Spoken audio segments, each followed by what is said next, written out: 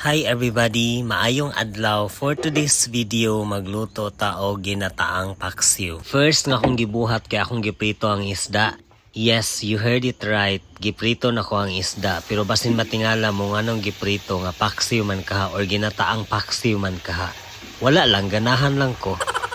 Kay ganahan malagigig kog prito-prito, di namirisihan sad ko, tanawa, galisod ko og prito kay ang mantika nang lupad gid siya bisag unsaon gid ako pauyon-uyon ani every time nga magprito ko mo gid akong struggle niya. Ang pinaka worst ani nga part is kanang mapiskan kag mantika diha sa imong naong. And actually kani nga pagprito nako napasok na sa dakong bukton ani kay didto nilagpot ang mantika. Ugwa pa ko mapiski og mantika sa bukton, di pug ko makahuna-huna nga mogamit og sagang. O di ba ulahin ang tanan?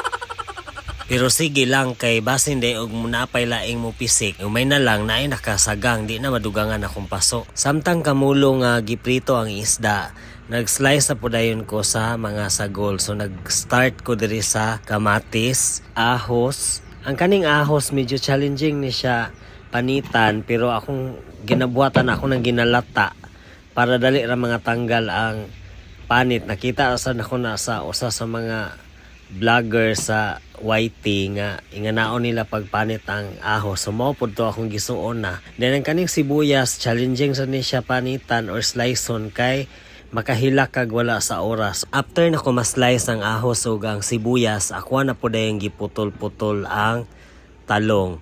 Giputol na hog katulo ang per talong, tapos ang per putol ako po dahil gi-slice og katulo.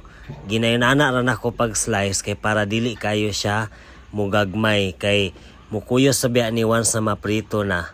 So kinahanglan nga dili nimo palabian og gagmay pag slice ang mga talong para dili na siya malabian og kakuyos once nga naprito na. Mao na dai niyang isda, ready to haon na siya, pero di gyapon ka magkumpiyansa kay kani yung ani nga paingon na kamuhaon.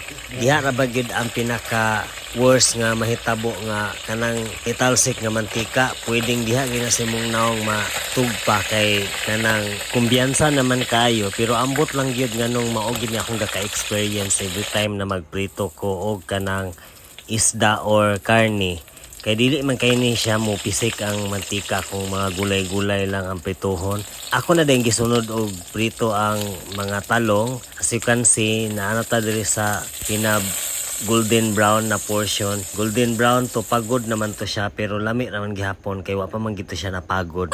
Mao na dai ni ang mga ingredients na atong lamas, luya, sibuyas, ahos, ang piniritong talong, ang piniritong isda, and of course ang kamatis. Since naandam na ang mga ingredients, ako na po dayong gisugdan o gisa ang mga lamas. Giuna na ko ang luya o ahos, then akong gisunod ang sibuyas bombay. Of course, ang ako ang paborito nga kamatis. Kaning kamatis, akuara ni siyang medyo ipa-lata-lata, gani ka na manggawas na yung mga juices. Ayha dayon ako gilunod ang kaning piniritong isda. So yun ra siya guys, paingon na gid ni siya mapaksiw. So kung ga-wonder mo, kinahanglan naabot mo diri na part kay aron di mo magkuan matingala nganong ingo gitawag ni ginataang paksiw nga. Wa man ni gipaksiw. So kanang kamatis pod makapadugang diya nag-aslom sa kanang niluto. So ako nang gibutangan og tubig, then gibutangan og asin. Dayon ang pinaka-importante nga panimpla nga mao gini maghatag og lami og magic sa akong niluto. Akong secret na panimpla. Of course, ang pinaka-importante na part sa mga ingredients which is ang suka, ako na siyang gi-add para matawag ni siya og paksiw. Since nagbutang man ta og vinegar, kinahanglan nga ato sana siyang ipa-evaporate, ayha na to ibutang ang gata sa lubi or tuno. Ako lang nang gipabukal ang tuno diha for few minutes para mu-lisen siya or mu gamay-gamay ang iyahang sabaw para mas mo creamy siya. After ni evaporate ang ubang sabaw, ako na din gilunod ang piniritong talong. Then as you can see, creamy na gyud kayo ang ato ang sabaw sa ginataang paksiw. So inana ra siya kasayon, giukay-ukay lang sa nako na, then gihulat lang nako nga mubukal para mo suhop gyud ang gata diha sa ato ang talong kay mas mulami man sad na kung nisuhop ang gata diya sa atong piniritong talong. And that's it, naluto na ang atong ang ginataang isdang paksiw.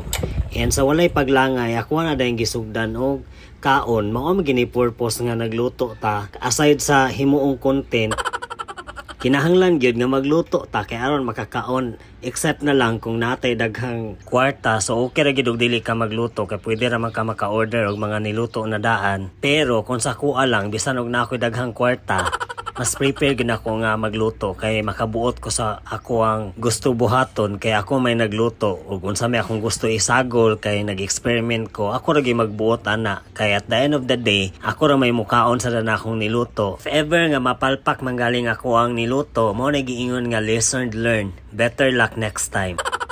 Ug mga on data ninyo, so far gilamian naman ko sa kong kaugalingong luto, so makaingon kung wani na palpak. Whether we like it or not, na yung mga times na dili talamian sa tong kaugalingong luto, and that's fine. And that's all for today's video. Thank you for watching. Bye everybody.